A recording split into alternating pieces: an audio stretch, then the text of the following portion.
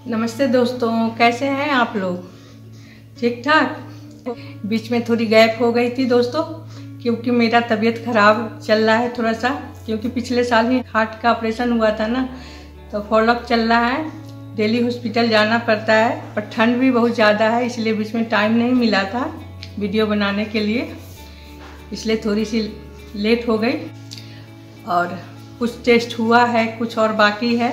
आज घर पर थी तो सोची कि ये आज वीडियो बना लेते हैं। तो ऐसे भी आज शुक्रवार का दिन था दोस्तों, तो मैं सोची कि क्यों नहीं आज माँ लक्ष्मी के बारे में कुछ आप लोगों से बताऊं।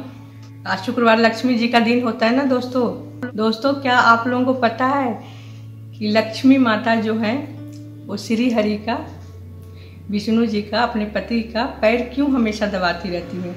हर चित्र में देखे होंगे आप, फोटो में देखे होंगे, कोई धार्मिक बुक में देखे होंगे। विष्णु भगवान जो है वो शेष नाग पर लेटे हुए रहते हैं और माँ लक्ष्मी जो है उनको चरण दबाती रहती हैं। इसी के बारे में मैं बताऊंगी, जैसा कि मैं पढ़ी हूँ। एक बार नारद जी तो बहुत वो खुरपाती है ना दोस्तों, उनको जैसे हम लोग कोई चीज़ पता होता है और पूरी तरह से जब तक जानकारी नहीं होता तो हम लोग पूछते रहते हैं, सोचते रहते हैं कि कब किसी से पूछे, जानकारी कब ले। वैसे नारद जी भी तो हैं, एक दूसरे को चुगली लगाने में, बातों को इधर उधर करने में। तो नारद जी को रुका नहीं जा रहा था, वो हमेशा सोचते रहते थे कब पूछूं। तो एक बार माँ लक्ष्मी जी से सामना हुआ उनका।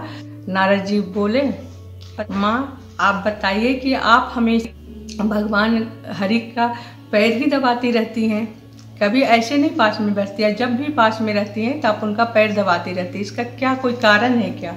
तब माँ लक्ष्मी बोली, हाँ इसका कारण है, क्योंकि वो मनुष्य हो या देवी देवता हो, ग्रहों के चाल से कोई नहीं बच सकता है, इसलिए मैं पैर दबाती रहती हूँ। बोले जैसे कि स्त्री के हाथ में, कोई भी स्त्री है उसके हाथ में गुरु बृहस्पति का वास होता है, ऐसे ही पुरुष के पैर में दैत्य गुरु शुक्लाचार्य का वास होता है। स्त्री के हाथ में हो गया गुरु बृहस्पति का वास होता है और पुरुष के चरण में दैत्य गुरु शुक्राचार्य का वास होता है।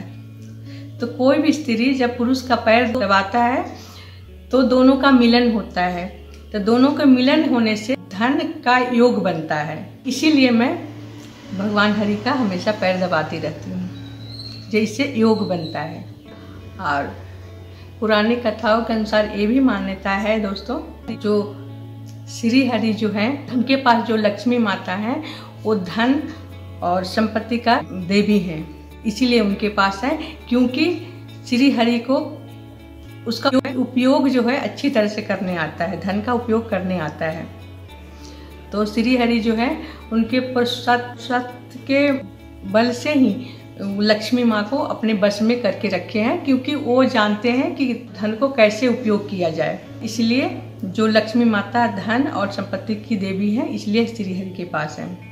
और एक मान्यता और है दोस्तों, जो कि लक्ष्मी माँ जो है ना, उनकी बहन जो है अलक्ष्मी है। तो जब भी लक्ष्मी माता श्री हरि के पास रहती है ना, तो अलक्ष्मी जी जो है वो साथ में ही इर्द गिर्द में घूमती रहती हैं। एक दिन माँ लक्ष्मी बोली गुस्से में, जो तुम हम लोगों को अकेले क्यों नहीं छोड़ देते, क्यों मेरे आसपास ही घूमती रहती हो? जब भी मैं भगवान के पास रहती हूँ तो तुम मेरे ही इर्द गिर्द घूमती रहती हो। अलक्ष्मी बोली, जो मेरा कोई पूजा नहीं करता इसलिए मैं आपके आसपास ही घूमती रहती हूँ। इस पे माँ लक्ष्मी जो है वो क्रोधित हो गई और बोली, जो तेरा जो श्राप दे दी उसको, लक्ष्मी को।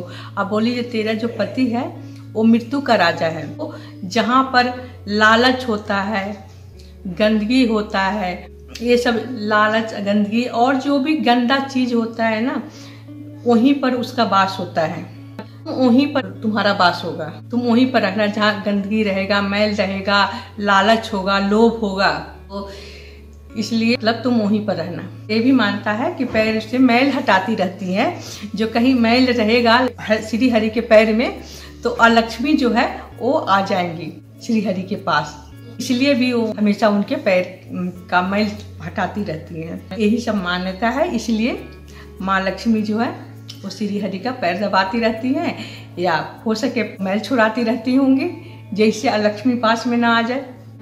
तो दोस्तों, इसीलिए कहा जाता है कि अपने घर द्वार को बिल्कुल साफ सुथरा रखना चाहिए, क्योंकि जिस घर में लक्ष्मी रहती हैं वहाँ के आसपास, जैसे दरवाजे के अंदर लक्ष्मी रहती है, दरवाजे के बाहर लक्ष्मी खड़ी रहती है, वो मौका के फेर में रहती है। जैसे वहाँ पर गंदगी हो और लालच हो, लोभ हो, वहाँ गंदे लोग रहते हों, तो लक्ष्मी तो वहाँ पर रुकती नहीं है। तो लक्ष्मी जैसे निकले और मैं अंदर घुसूँ।